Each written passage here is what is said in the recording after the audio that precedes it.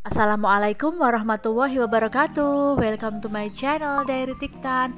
Hari ini tanggal 31 Desember 2022, di penghujung tahun 2022, alhamdulillah saya diberikan kesempatan untuk menghadiri sebuah seminar dengan judul Membangun Ketahanan Keluarga yang diselenggarakan oleh komunitas hebat Grobogan. Masya Allah, simak terus ya di channel kami. Terima kasih, stay tune.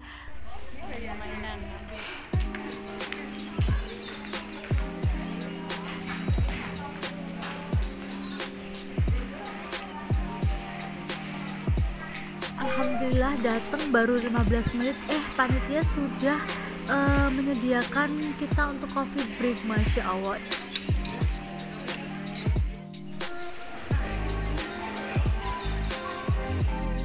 Hari ini alhamdulillah ya kita bisa bertemu langsung dengan beliau berdua, dan istimewanya tidak hanya bertemu, insya Allah nanti kita akan banyak mendengarkan paparan-paparan dari beliau berdua mengenai keluarga. Nah, ini hari ini bagi Bapak Ibu peserta yang berbahagia yang datang bersama pasangannya, wah menang banyak. Karena yang pertama jarang-jarang gitu ya. Biasanya kalau ada seminar keluarga itu isinya mayoritas itu ibu-ibu. Nah, kalau hari ini ada yang bisa datang berdua dengan pasangannya, insya Allah dua-duanya dapat ilmunya.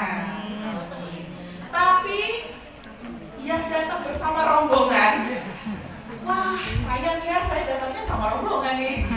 Tidak perlu berkecil hati ya, karena insya Allah ilmunya tetap dapat. Nanti juga insya Allah materinya akan dibagikan, dan itu bisa menjadi bahan diskusi bersama pasangan di rumah. Baik, sebelum kita undang beliau berdua ke atas panggung, izinkan saya perkenalkan terlebih dahulu. Saya bacakan biodata pembicaranya ya. Dimulai dari Ustadz Hatta, nama lengkapnya Hatta Syamsuddin LCMHI. Beliau lahir di Kudus 19 April tahun 1981. Alamatnya Semanggi, Pasar Kliwon, Surakarta. Pekerjaan saat ini Dewan Pengawas Syariah BMT dan LAS, Pembina PPTI Ulul Albab Karanganyar. Pendidikan STAN Jakarta dan IPIA Jakarta, S1 Syariah IUA Khartoum Sudan, S2 Hukum Islam UMS Surakarta, S3 HISI Jogja. Jadi 2012. Kemudian sedikit portofolio beliau ya.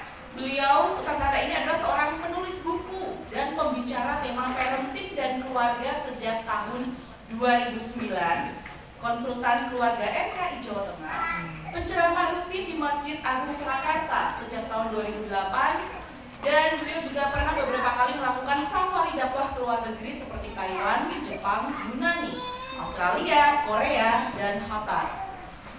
Beliau juga seorang trainer dan konsultan akad syariah. Wah, jadi sepertinya kita tidak hanya bisa berkonsultasi masalah keluarga, tapi masalah yang lain juga.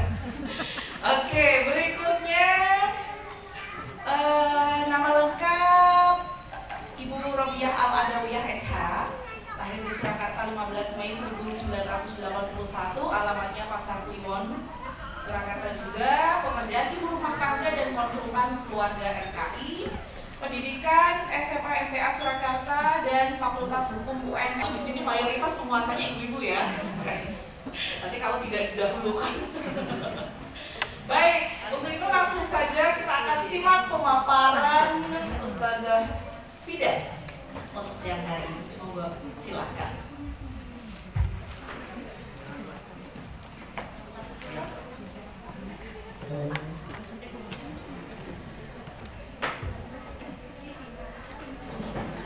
Bismillahirrahmanirrahim. Assalamualaikum warahmatullahi wabarakatuh. Waalaikumsalam warahmatullahi wabarakatuh. Alhamdulillahirabbil alamin, wassalatu wassalamu ala anbiya'il mursalin wa ala alihi wa sahbihi ajma'in.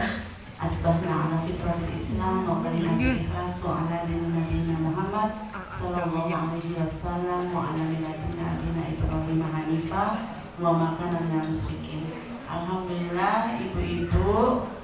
bapak-bapak, terima kasih sudah mengundang kami berdua untuk hadir di Purwodadi. Saya jalan-jalan ya, iya, memang harus jalan-jalan di tengah suasana yang syahdu ya Bu ya. Di sudah ngopi tadi, mau tanduk ya.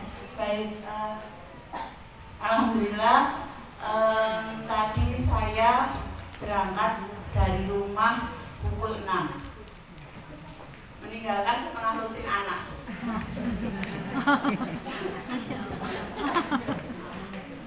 Jadi memang emak-emak itu seperti itu ya, kemah. Pasti ibu-ibu tadi lihat snack juga kemah kan? Mana yang bisa dibawa pulang ya? Nah, itu memang fitrah. Itu sebuah satu anugerah kasih sayang. Makanya rahim itu adanya di perempuan ya, karena memang perempuan itu fitrahnya itu kemah, ya, mikir rumah gitu ya. Maka kita tadi pasti ketika mau ke sini sudah merencong itu ya, bangun setengah 4 ke isah-isah dan menyiapkan sarapan gitu ya, sepraktis mungkin gitu. Nah, kemudian kita berangkat. Jadi kita hadir di sini di tempat ini itu bukan karena pembicaranya sebenarnya ya. Mungkin betul-betul kenal saya toh? Iya. Jadi karena apa? Karena memang kita butuh belajar, ya. Jadi memang karena kita memperjuangkan untuk hadir, betul nggak? Maka mari kita sinergikan antara sehat, sempat dan semangat. Ada yang sehat tapi nggak sempat, ya. Ada yang sempat, sehat, tapi tekanannya rasa-rasanya, mikir kembang, mikir memean ya. Jadi harus dikasih kalau gitu ya. Apalagi hujannya Masya Allah ya. Jadi sehat, sempat, dan semangat itu harus kita jadikan satu supaya kita berenergi gitu ya. Jadi supaya kita hangat, supaya kita ngerti kenapa kita harus hadir di sini. Ya karena kalau kita cuma melu-melu dan sebagainya nanti nggak sampai gitu ya. Jadi saya pernah dinasihati oleh pernah mendengar gitu ya, kakek saya mengatakan bahwa orang bicara dengan orang yang dengar itu harus sama-sama ikhlas. Yang datang ikhlas mendengarkan, yang bicara juga ikhlas gitu ya. Energinya harus powerful supaya nanti kalau nggak sempat ngantuk lah pokoknya. Apalagi kan ini sudah dikasih wedang, sangat dingin gitu ya Bu ya.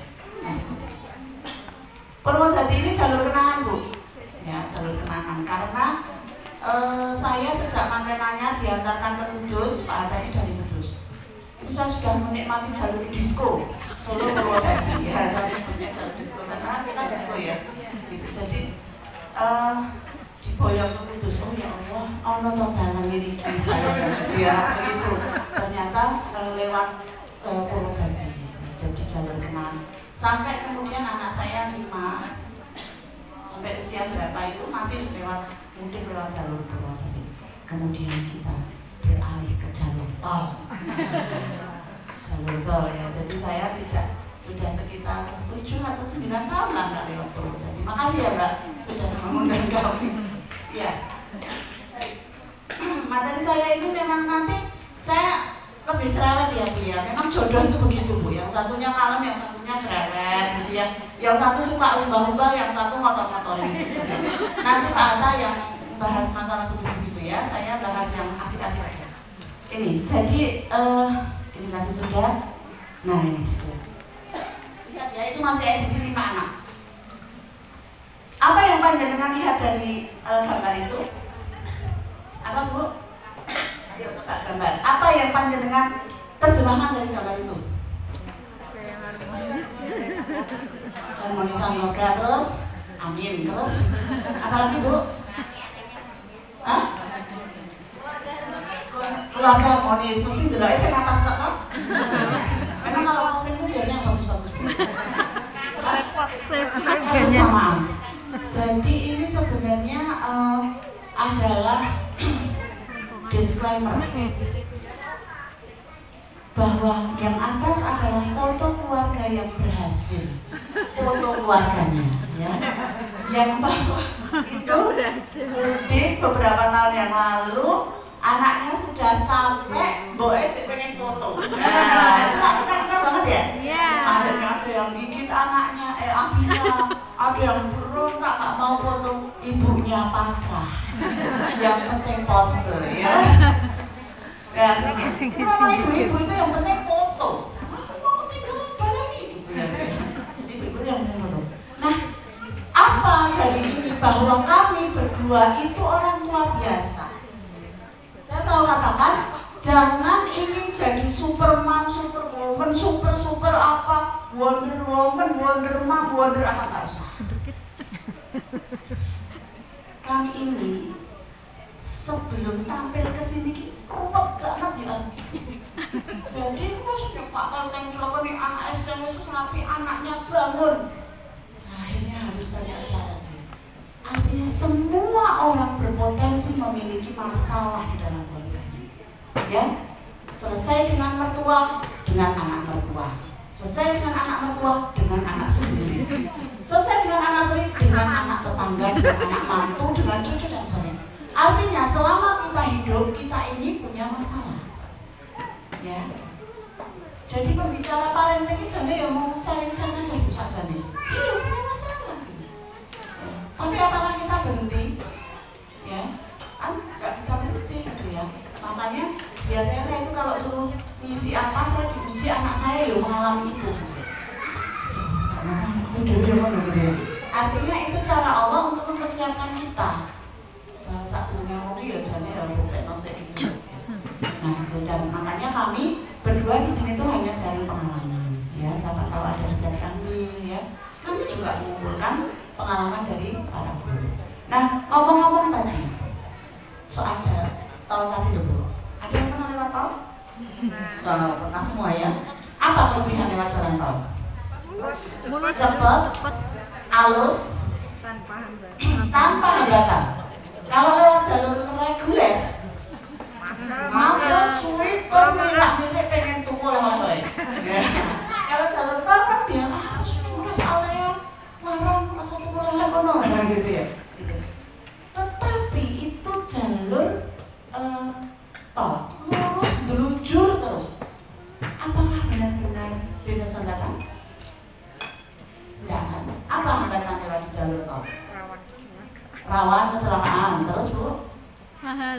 Ya, jalan ya. Terus apa lagi? Hambatannya apa? Ada peringatannya apa? Kurangi kecepatan. Kurangi kecepatan. Harus sesuai aturan. Terus tidak boleh ngantuk. Jika ngantuk berhenti, gitu ya. Istirahat, keluarga menunggu di rumah. Artinya kalau jalan tol itu benar-benar bebas hambatan, kan nggak perlu rest area ya? Iya kan? Tapi kenapa perlu rest area? Karena ada hambatan internal, pengemudinya ngantuk, capek, bosen, bete, nyetir anak yang beri 6 ribut ada pengalaman gitu ya, ngantuk udah jam segini lewat tol pasti ngantuk, maka perlu rest area.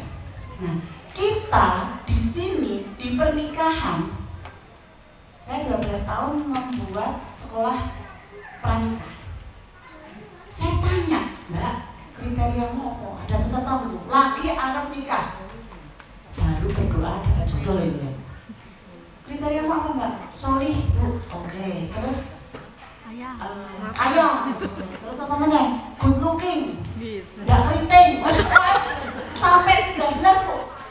Saya bilang sama dia, Mbak, ada 2 kemungkinan. Usianya berapa Mbak? 20 tahun. Ada 2 kemungkinan. Yang pertama, kamu menikah dengan seseorang yang usianya 40 tahun, atau dengan jadi istri kedua.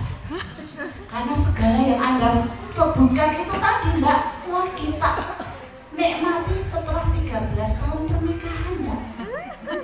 Ini baru mau berdoa berilah saya jodoh, baru ke sekolah pernikahan sudah kriterianya 13. Ya makanya susah gitu ya.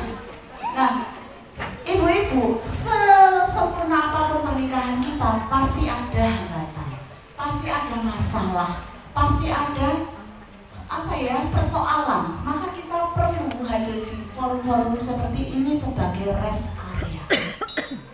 bahwa ternyata pernikahan itu yang punya masalah bukan kita aja. Ya, banyak orang yang punya masalah, sehingga kalau orang Jawa bilang itu saling sinawang. Ada yang diberi kenikmatan yang ini, ada yang dimudahkan yang ini, termasuk anak-anak. Saya pernah cerita sama anaknya, waktu anak saya baru tiga. Saya bilang, saya duding ya, enak ya bu dokter kaya, anaknya manut-manut, kalem-kalem, nurut-nurut. Anakku pencilaan ya. Kalau mau anak apa nasihatkan saya? Mi, bu dokter itu ketemunya anak sif-sifan. Anak yang bermasalah esok ketemunya lagi bunyi. Anak yang bermasalah bunyi ketemunya lagi esok karena dia berjaga di masa. Dia punya tugas untuk apa ngopeni orang lain. Lah Umi 24 jam anak yang nesu saiki salah saiki iso ditegur saiki. Maka sendiri-sendiri. Maka kasihan bu dokter itu kalau anaknya yo duduk ya anak Umi gitu ya. Dia kan nanti merasa bersalah karena ketemunya nggak setiap waktu. Ya sudah, nyata anaknya lagi ya modelnya boy ya gitu. Jadi anak kita itu sebenarnya anugerah. Nah ini niatkan seperti ini adalah untuk rest area, maka diuji dengan ini, bukan steril, bukan nggak ada masalah gitu ya. Maka karena kita ngomongin ketahanan keluarga itu apa sih? Ada proses dinamisasi, kondisi dinamik. Ibu-ibu kalau sekarang sama bapak-bapak gereneng-gereneng gitu lah ya Pak ya, awake dhewe biyen mana ya, sering kayak gitu, sering ngomong kan yang receh-receh gitu. Ada ragu receh. Yang receh itu penting bu, karena kalau nggak ada receh itu nggak ada uang 1 juta. Ya, receh itu penting. Obrolan suami istri yang kita wagu-wagu itu penting. Yang penting ngobrol. Ya, jadi penting. Itu kita keren-keren, kita ngomong itu akan menjadi dinamis. Oh ternyata dinamika keluarga kita begini. Apakah kemudian dia harus keluarga yang tangguh, keluarga yang hebat itu nggak punya masalah? Enggak. Ya, ternyata keluarga tangguh itu seperti ini prosesnya. Ada keluarga yang punya ketahanan, kemudian jadi keluarga yang tangguh. Coba lihat, ada proses. Di keluarga yang punya ketahanan itu ulet, tangguh, ada masalah macam-macam ya dari awal pernikahan. Nah, ini semuanya berpadu akhirnya bisa disahkan menjadi keluarga yang tangguh. Apa keluarga tangguh? Fungsi keluarganya bekerja dengan baik. Keluarga itu apa ya? Semua orang punya fungsi berjalan dengan baik. Istri, anak, suami, lama-lama itu mapan gitu loh. Apakah tiba-tiba mapan? Kan enggak. Ada proses dinamika. Mungkin dari mantenanya, dari terus menerus gitu ya. Kadang-kadang ada yang berubah, ada yang tidak bisa berubah ya, seperti watak gitu ya. Ada yang nggak bisa berubah, wis. Iki nyat sing iki rasa tak ubah. Ya sudah. Gitu ya. Nanti itu tugasnya Ustaz. Berarti rumahnya harus besar. Iya. Dunia sifatnya kayak ini.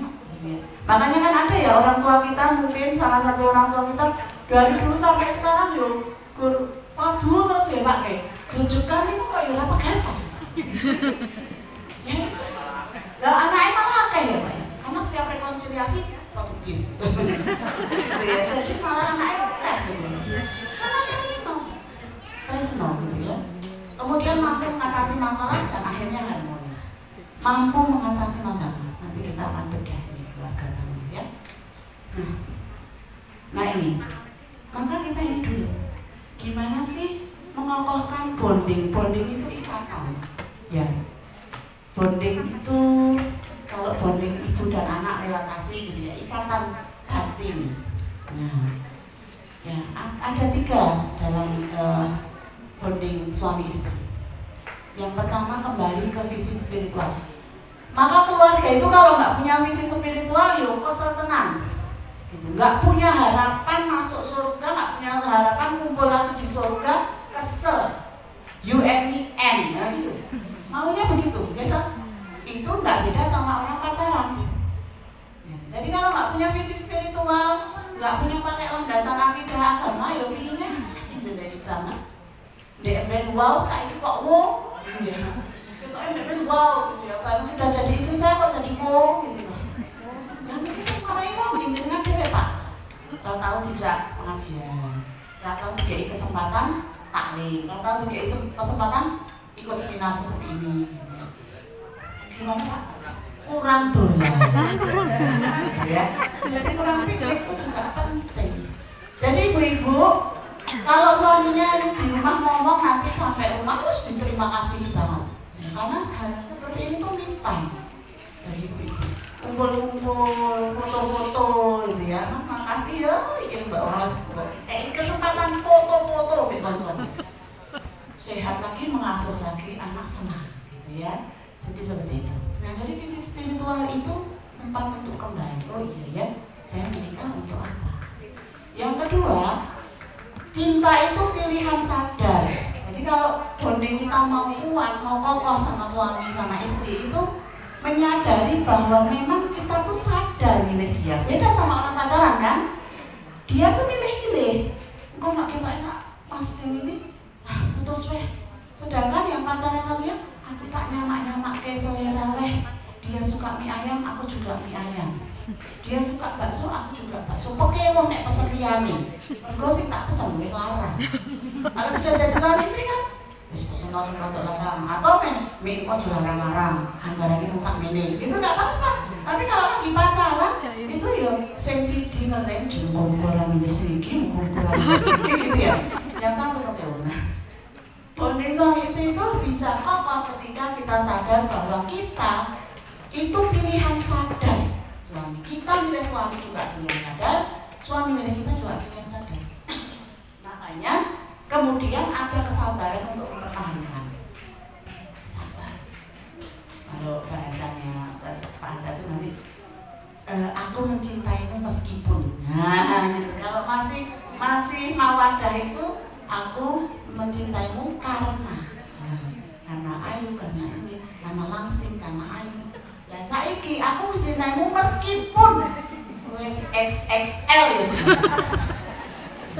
Dan dulu ikut komunitas DPR, dulu pernah langsing. Jadi meskipun ini pilihan sadar nih, ya nggak apa-apa gitu. Jadi setiap kita mau gimana sama oh dia kan saya pilih dengan kesadaran penuh, nggak sedang dengan fly gitu loh ya. Nah, bonding tujuan pernikahan. Tujuannya kuat gitu ya, tujuan yang membangun. Ada misi personal saya Fida Robiah Adalia. Sebelum menikah dengan kamu saya punya cita-cita begini.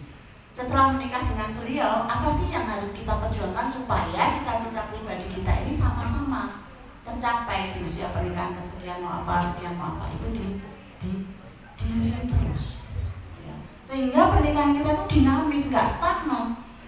Apa yang bikin stagnan? Karena kita merasa stagnan tetap gitu, nggak naik gitu pencapaiannya, bosen gitu ya. Apa yang bikin pernikahan bosen? Ini udah mau tahun baru nanti coba. Karena suami sih nggak pernah nanya, kowe selama dari bojomu cita-cita apa tadi? Besok tanyakan ke suami atau istri. Besok tahun baru kau nanti malam juga belum. Mas sak suwene kowe dadi garwaku. Pencapaian apa sih sebenarnya ini? Kau capai dengan dukunganku. Kami juga tanya, Dek kowe jane pengen apa wae tadi? Karena laki-laki mungkin berbeda ya nanti ya Pak ya. Kalau laki-laki itu biasanya pubertas deh. Saya sebenarnya puber kedua itu nggak ada sih kata guru saya saja, tapi diada-adakan. Sebenarnya wae dhewe wis kuliah dengan itu. Di usia-usia tertentu perempuan itu ingin eksis, pengen kembali menata hidupnya, pengen kembali mau pengen tanduran, pengen kembali pengen kembali membuktikan keberadaan dirinya di hadapan suami, anak, keluarga dan sebagainya. Maka suami harus tahu. Bahkan panggilan pun harus tahu. Mbok yo diceluk iyo, aja mung Bu Hatta lho. Ya dipanggil dengan namanya sendiri itu senang. Bapak-bapak kalau manggil istrinya Umi, apa Umi oke banget ya. Apalagi kalau mudik semua manggilnya Umi gitu ya. Harus ada panggilan yang spesial.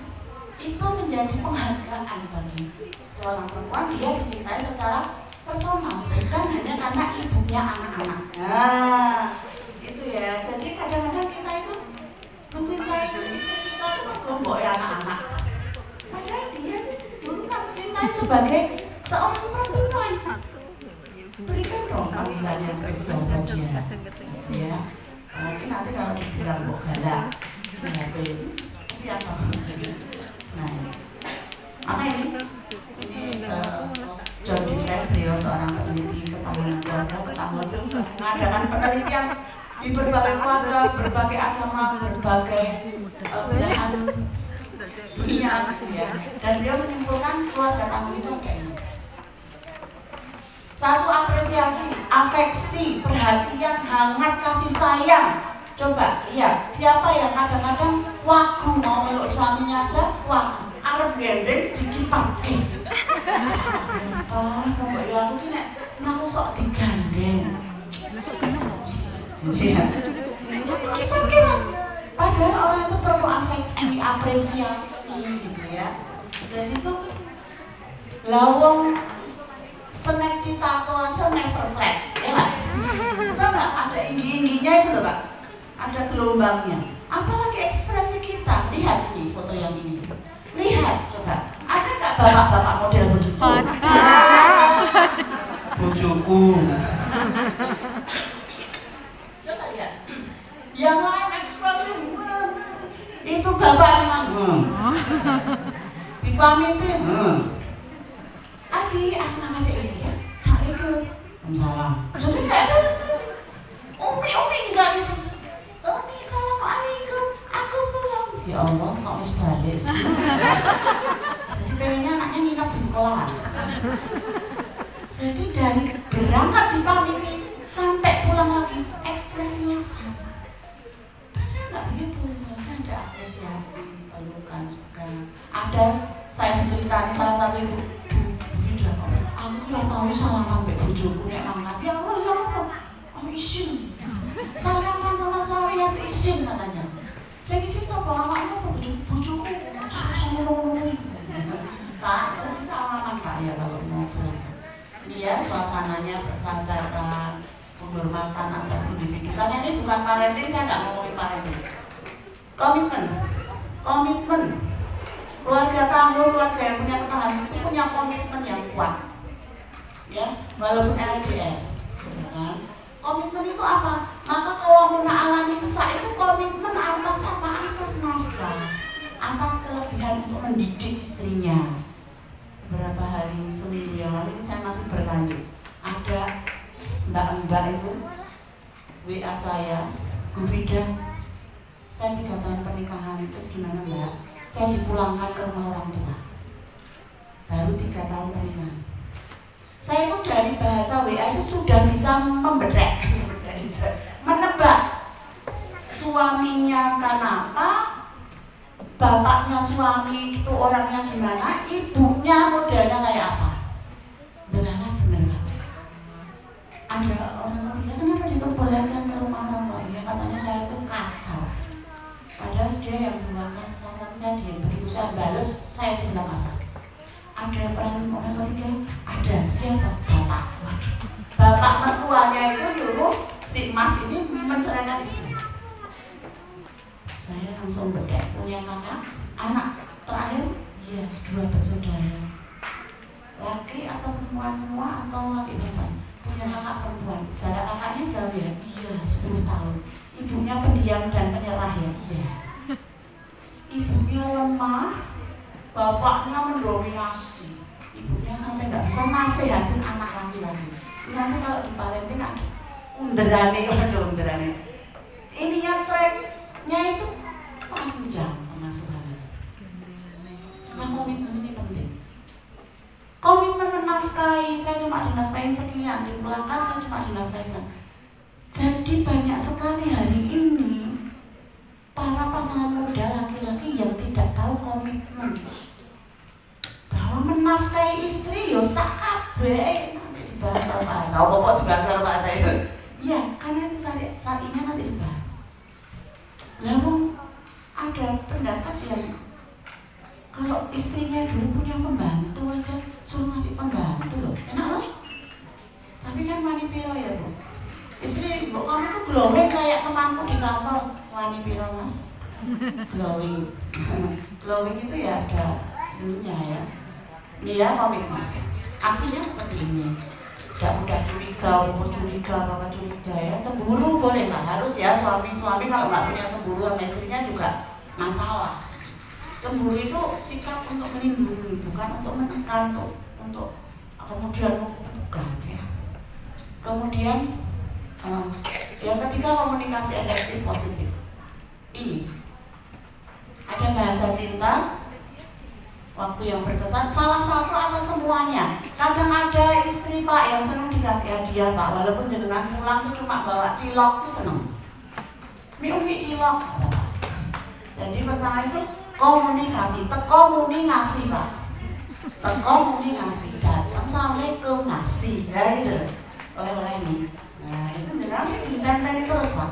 Nenek buat tentang kayak oleh-oleh. Nah komunikasi ini beda laki-laki, beda perempuan. Perempuan itu komunikasinya tingkat tinggi, jelimet. Mau bilang Mas aku yang ngono isah-isah. Bapak sebenarnya menunggu, ya sudah tak ngomong, kalau bapak-bapak komunikasinya tingkat rendah. Contoh yang sering saya berikan, contoh dan kemarin ternyata ada yang mengalami dan curhat sama saya, Mbak kok sing contohnya bener. Diajak pergi jalan-jalan ya Bu ya, mana, pulang-pulang kok meremut, suaminya bingung. Mama ini tuh membantu aku kok meremut. Angkat mau mampir wae ora. Aku wis maca bakso aleh, bakso titoti, dibanter-banterke. Toko oleh-oleh, jual apa-apa. Itu suaminya ndelujur aja. Pentil. Gitu. Sampai istrinya marah karena aku tuh ngeluwe. Orang mbok ampirke, orang mbok gitu ya. Ada lagi suami yang memang pelit. Bisa mampir-mampir, umur enggak, rasa status umur enggak, langsung jaluk oleh-oleh. Akhirnya istrinya tak diampirkan untuk oleh-oleh. Dari anaknya, Umi kita dari tadi kok cuma foto-foto enggak makan ya, Mas. Suami bilang ya Allah, lah mau ngomong mampir. Perempuan selalu punya tema untuk apapun dibicarakan, laki-laki tidak. Ramah salah, Umi itu harus baperan. Padahal itu masalah. Ya, makanya komunikasi ini 70% persoalan itu dari komunikasi. Baik anak ke orang tua, baik pasangan ke orang tua, baik kita ke mertua, semuanya komunikasi. Ya. Tapi kalau yang tamu ini mampu kok berkompromi pada hal-hal yang berbeda. Wes ya wes berarti awak kita tekan ini beda Mas. Pengalor aku itu, wes iki sing padha-padha wae. Sing iso jalur tengah. Nek kowe wis beda mek aku sing iki rasa gede-gede iki. Nah, itu boleh kok kayak gitu. Ada kompromi ya. Memang berbeda. Kalau nggak beda kan bahaya. Ya. Wong kita aja selenok ya kan kami perempuan ya. Sandal itu kalau nggak selen nggak bisa dipakai. Jadi memang harus ada berbeda. Menikmati waktu bersama, kenangan manis. Investasi kenangan manis. Keluarga yang tangguh, keluarga yang tahan, keluarga yang apa bisa menyelesaikan masalah itu yang punya kenangan manis. Maka kalau saya sering menasihatkan pada pasangan yang belum dikaruniai putra itu ya di awal-awal pernikahan, rasa kesusu mbak, nikmati aja, tabunglah kenangan manis, karena kenangan manis ini yang akan membuat kita kalau ada masalah itu kok ya, wis tahun ini, ya kenangan manis. Maka apa? Good things takes time. Nah kata Prof. John Diffren tadi. Sesuatu yang baik itu mesti meminta waktu kita ya. Meminta waktu kita, nggak bisa sisa-sisa ya. Kalau tipe bapaknya seperti Ibrahim, begitu datang dari luar kota, iya bayar dong perpisahan, ajak anaknya pulang, ajak istrinya kemana, ayo ngobrol dan sebagainya, jalan berdua, jalan bertiga. dan sebagainya. Kalau tipe bapaknya seperti Luqmanul Hakim yang setiap hari ketemu, rumahan, bisa ketemu terus, ini diajak ngobrol. Itu kan di Quran sudah ada ya, setiap saat Luqmanul Hakim bukan nabi, bukan, tapi dia selalu memberi nasihat pada anak-anaknya. Ya, maka kan sekarang banyak ya LDR, LDM atau apalah istilah. Itu harus punya waktu, batas waktu. Sampai kapan ya kita berjauhan begini? Karena sejatinya pernikahan itu menyatukan. Berarti harus ada salah satu yang mengalah untuk perkembangan dinamika keluarga kita, untuk ketahanan. Karena misal lama-lama itu nggak tahan, Bu. Tahu nggak? Kalau ada kuman ya, tanah kita ini rapat, ini kuman dari luar itu nggak bisa masuk. Maka bonding suami istri harus kuat. Kalau suami istri sudah beres, komunikasinya sudah oke, hubungannya sudah kompak, sudah asik, masalah ini diselesaikan. Tidak ada yang bisa memisahkan kita. Insya Allah ya. Minta sama Gusti Allah bahwa dikuatkan ya.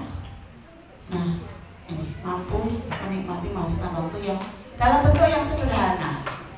Yang kelima, kesejahteraan spiritual. Ciri keluarga yang tangguh, yang tahan itu punya kesejahteraan spiritual. Ya. Jadi dia itu punya kenyamanan, punya waktu-waktu, punya apa ya, moral, punya kesetiaan, punya waktu bersama, punya waktu untuk mengembangkan kesolihan bersama. Nah, itu kesejahteraan spiritual.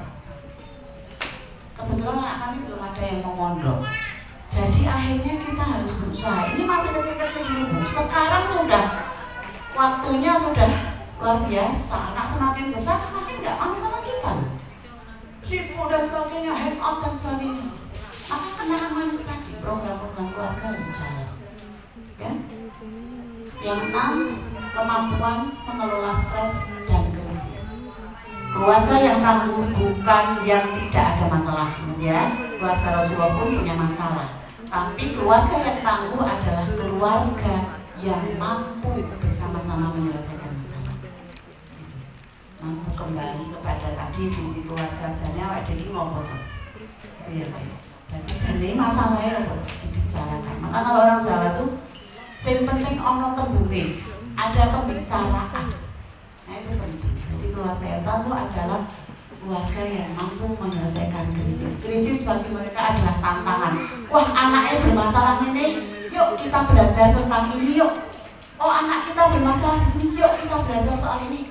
Kue masalah ini yuk, awake dhewe. Masalah apa nih? Masalahku telepon di. Ayo, awake dhewe 2023 bikin apa yang kita sama-sama jadi tantangan, bukan jadi pro, bukan jadi jauh. Kan banyak pasangan itu punya masalah jadi jauh. Itu masalahnya. Akhirnya kumannya masuk, bisikan orang lain, provokator dan sebagainya. Akhirnya setan tepuk tangan.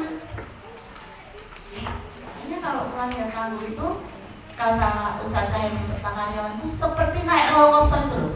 Semakin kita di atas kan semakin deg-degan ya. Itu justru semakin merapat gitu ya pada pasangan. Orang-orang, wes yuk, apa ini yang penting? Terus ambil. Bisa akhirnya mencolot kabel kan enggak.